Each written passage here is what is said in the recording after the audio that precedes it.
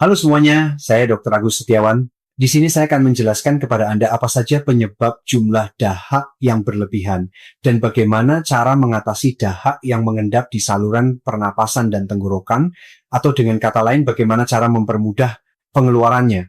Dalam materi kali ini saya akan membagikan pengetahuan profesional, sekaligus memberikan beberapa cara alami yang bisa dilakukan di rumah. Pertama-tama mari kita bahas sedikit tentang apa itu dahak. Dahak yang dalam istilah medis disebut sebagai sputum, sebenarnya tidak lain adalah sekresi alami dari saluran pernapasan yang komposisinya, terutama terdiri dari lendir. Di mana dalam kondisi fisiologis normal, lendir ini melapisi saluran pernapasan dan berfungsi sebagai pelindung. Namun dalam berbagai kondisi, misalnya saat sakit dapat terjadi produksi berlebih dari dahak yang kental, yang kemudian mulai mengendap di saluran pernapasan serta masuk ke tenggorokan, di mana ia mengalir di dinding belakang tenggorokan dan kemudian tertelan. Sekarang mari kita bahas secara singkat dari mana asal jumlah dahak yang berlebihan dan mengendap di saluran pernapasan serta tenggorokan tersebut. Pengetahuan ini sangat penting karena langkah-langkah penanganan kita harus sebagian besar disesuaikan dengan penyebab dari produksi berlebih dahak itu sendiri. Terutama penyebab utama dari kondisi ini adalah infeksi virus, dan yang lebih jarang adalah infeksi bakteri. Yang saya maksud di sini antara lain adalah rinitis dan sinusitis, radang tenggorokan, radang trakea, serta radang amandel. Di sini sebagai informasi tambahan saya sampaikan bahwa sinusitis dan radang selaput lendir hidung yang berkepanjangan berkontribusi pada munculnya apa yang disebut sebagai sindrom tetesan pascanasal kronis postnasal drip.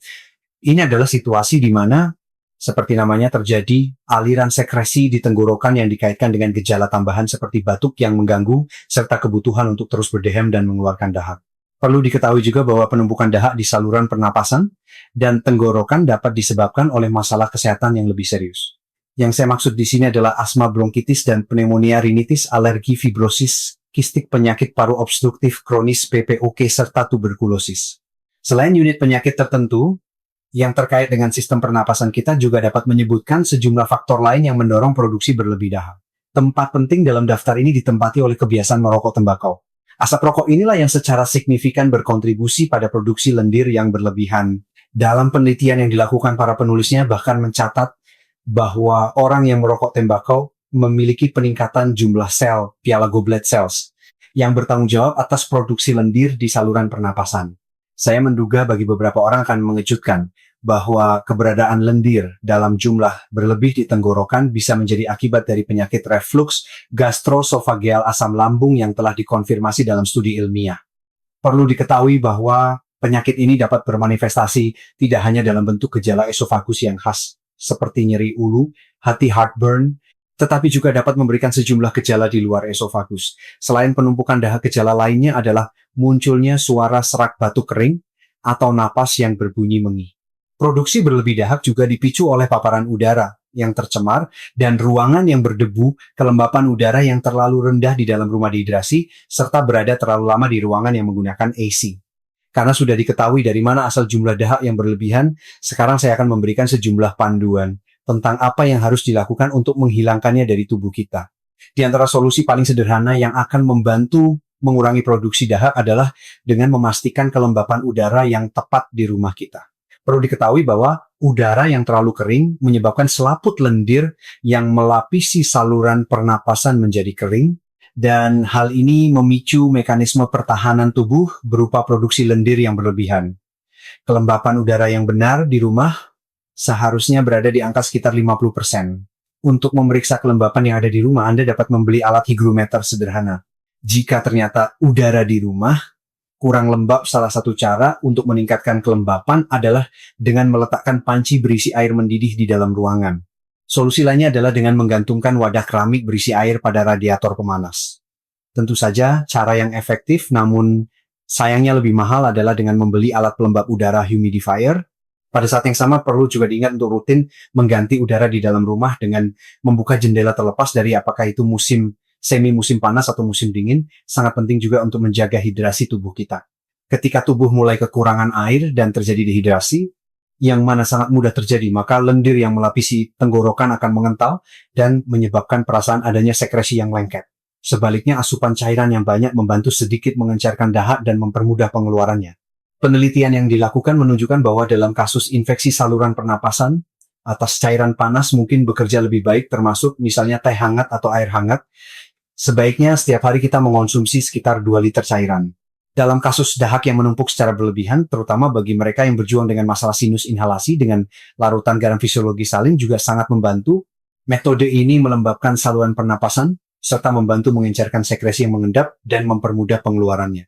Untuk menggunakan garam fisiologis, Anda perlu memiliki alat inhalasi khusus nebulizer dan seluruh prosedurnya dilakukan sesuai dengan instruksi yang menyertai alat tersebut. Jika seseorang tidak memiliki peralatan tersebut, maka dapat dilakukan cara tradisional yang disebut dengan penguapan sinus. Untuk tujuan ini, rebuslah air dengan garam non-yodium dengan proporsi sekitar 1 gram garam untuk setiap 100 ml air, yang berarti untuk 1 sendok teh garam setara dengan sedikit lebih dari 2 gelas air.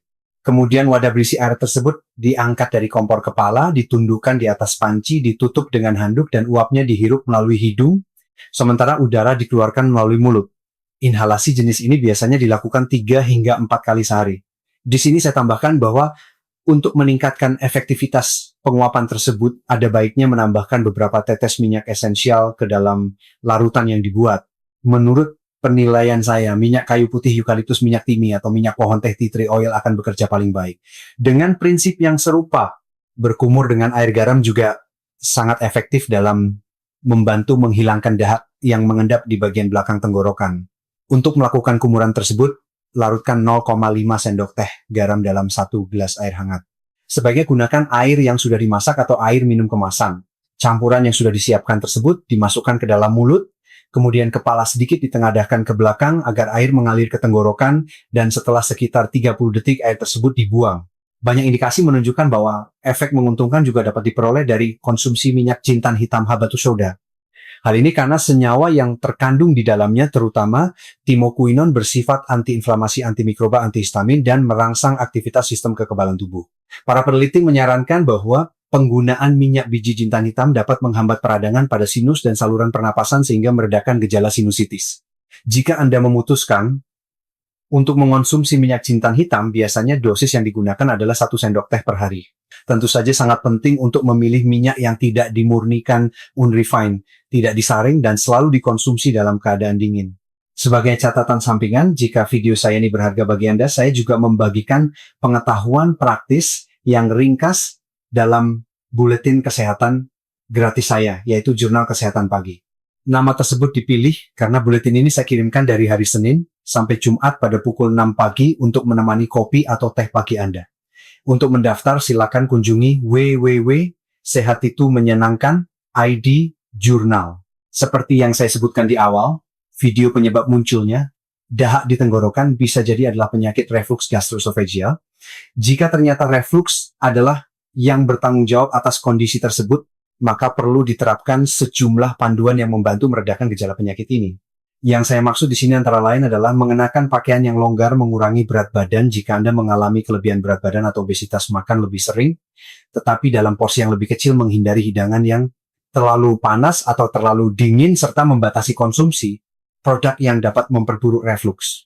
Biasanya produk tersebut adalah minuman berkarbonasi, kopi, teh pekat, jus sitrus, alkohol, minuman dengan rasa mint, produk gorengan, coklat, kakao, olahan tomat, sayuran, jenis kubis, bawang putih, bawang merah, daun bawang, jeruk ceri, dan kiwi. Di sini saya sampaikan secara singkat bahwa saya telah merekam video terpisah tentang reflux di saluran ini dan juga menyiapkan panduan komprehensif tentangnya. Oleh karena itu, dalam materi tersebut Anda akan menemukan informasi lebih mendetail tentang cara mengatasi penyakit reflux gastroesophageal. Dalam memerangi dahak yang mengendap, beberapa jenis tanaman herbal juga bisa terbukti sangat membantu. Menurut penilaian saya, sangat layak untuk memperhatikan terutama tanaman Lungwort pulmonaria officinalis yang dalam pengobatan tradisional digunakan sebagai pendukung pengobatan penyakit saluran pernapasan. Menurut pandangan ahli fitoterapi, terkemuka rebusan dari tanaman Lungwort ini berpengaruh baik pada kondisi selaput lendir saluran pernapasan. Terlebih lagi, ia menunjukkan bahwa kandungan di dalam tanaman ini seperti saponin dan senyawa lendir membantu mengencerkan sekresi yang mengendap di saluran pernapasan atas, serta meningkatkan pergerakan epitel bersilia yang melapisi saluran pernapasan. Dan melalui pemicuan refleks batuk akan mendorong pembersihan pohon bronkial. Saya tambahkan di sini bahwa tanaman Lungwort ini terbukti efektif terutama dalam kasus penyakit paru-paru. Seperti yang telah saya sebutkan, dari bahan herbal ini dibuat sebuah rebusan deko. Untuk tujuan ini, tuangkan 1 sendok makan bahan herbal dengan 1/5 gelas air hangat dan rebus semuanya selama 10 hingga 15 menit. Setelah waktu tersebut rebusan disaring dan dipindahkan ke dalam termos. Rebusan lungwort ini biasanya dikonsumsi sebanyak 0,5 gelas sebanyak 2 hingga 3 kali sehari. Tanaman herbal lain yang mungkin terbukti membantu bagi orang dengan dahak yang mengendap adalah Soapwort Saponaria officinalis. Tanaman ini biasanya digunakan dalam kasus radang saluran pernapasan akut dan kronis.